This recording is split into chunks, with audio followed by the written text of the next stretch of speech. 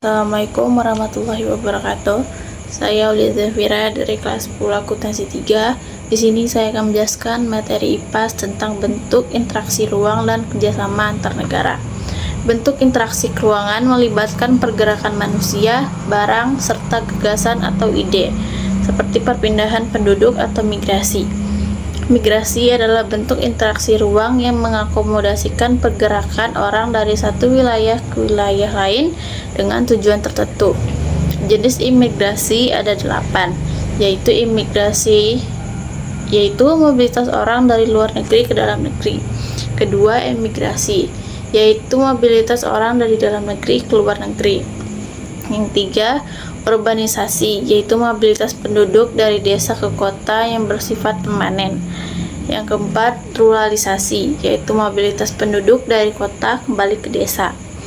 Yang kelima, transmigrasi, yaitu mobilitas penduduk antar pulau dalam suatu negara yang sifatnya menetap.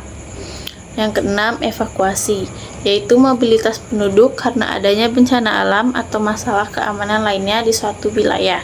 Yang ketujuh, sirkulasi, yaitu mobilitas penduduk yang bersifat sementara untuk keperluan pekerjaan atau keperluan lain yang harus menginap di tempat tujuan. Ke-8, komutasi, yaitu mobilitas penduduk dari desa ke kota yang bersifat tidak permanen pada hari yang sama. Bentuk interaksi keruangan yang lain yaitu komunikasi. Komunikasi merupakan bentuk interaksi antar ruang yang melibatkan pertukaran ide atau gagasan, baik secara langsung maupun tidak langsung. Contoh pertukaran informasi diantaranya adalah siaran TV, streaming dan website, dan marketplace. Bentuk interaksi keruangan yang lain adalah transportasi. Transportasi adalah bentuk interaksi keruangan dalam pergerakan barang dan jasa dari daerah satu ke daerah lain, seperti perdagangan internasional ekspor dan impor. Pengiriman komoditas perdagangan melalui transportasi laut, darat, dan udara dari satu daerah ke daerah yang lain. Yang akan dibahas selanjutnya adalah kerjasama antar negara. Kerjasama antar negara merupakan sebagai bagian dari politik luar negeri Indonesia, berlandaskan pada Pancasila dan Undang-Undang Dasar 1945. Indonesia berperan aktif dalam membina hubungan dengan negara lain dengan mempromosikan kehidupan yang humanis, menghormati keragaman, serta mengajak negara sahabat untuk tidak mencampuri urusan dalam negeri, menolak kekerasan, dan mengedepankan konsensus. Kerjasama bilateral, yaitu kerjasama yang dilakukan antar dua negara yang terdapat aktivitas timbal balik kedua belah pihak masyarakat tersebut. Ada 3 motif utama yang menjadi pertimbangan sebuah negara melakukan hubungan bilateral, yaitu menjaga kepentingan nasional. Sebagai contoh, saat Indonesia mengalami gagal panen dan kelangkaan pangan sehingga kebutuhan pokok masyarakat tidak tercukupi. Dengan adanya kerjasama bilateral antar negara, Indonesia dapat melakukan impor bahan pokok tersebut dari negara-negara yang mengalami surplus. Yang kedua yaitu menjaga perdamaian. Semakin banyak negara yang saling mengadakan kerjasama bilateral, semakin erat pula jaringan konektivitas antar negara yang akan memperkokoh situasi keamanan dunia. Yang ketiga, kesejahteraan ekonomi. Kerjasama akan mendatangkan manfaat secara ekonomi melalui perdagangan, ekspor impor, dan manfaat ekonomi lainnya. Contohnya donasi bagi negara miskin, pinjaman lunak, dan hibah. Beberapa negara yang telah menjalin kerjasama bilateral dengan Indonesia yaitu Afrika Selatan, India, Swedia, Argentina, Italia, Norwegia, Timor Leste, Ukraina, Peru, dan Uzbekistan, dan masih banyak lagi. Adapun bidang-bidang kerjasama bilateral antara Indonesia dan negara lain terus ditingkatkan di berbagai bidang, yaitu kerjasama di bidang hukum, mencakup semua masalah hukum seperti janjian ekstradisi, pertukaran tahanan, dan masalah terkait. Kedua, kerjasama di bidang ekonomi, termasuk perdagangan ekspor dan impor, penanaman modal, utang piutang, serta pemenuhan kebutuhan ekonomi antar negara.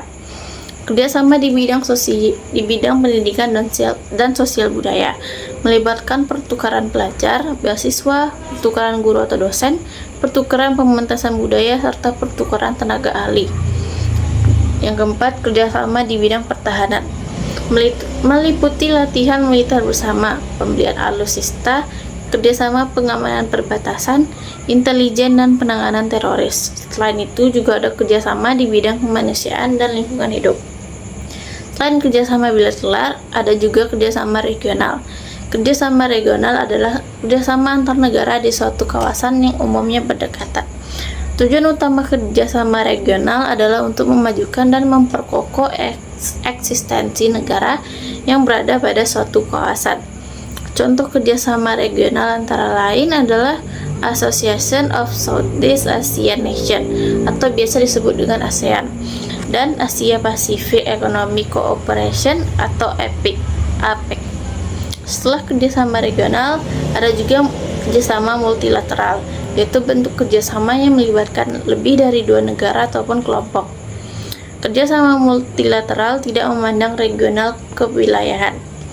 Adapun 3 contoh kerjasama multilateral adalah yang pertama yaitu Perserikatan Bangsa-Bangsa atau PBB.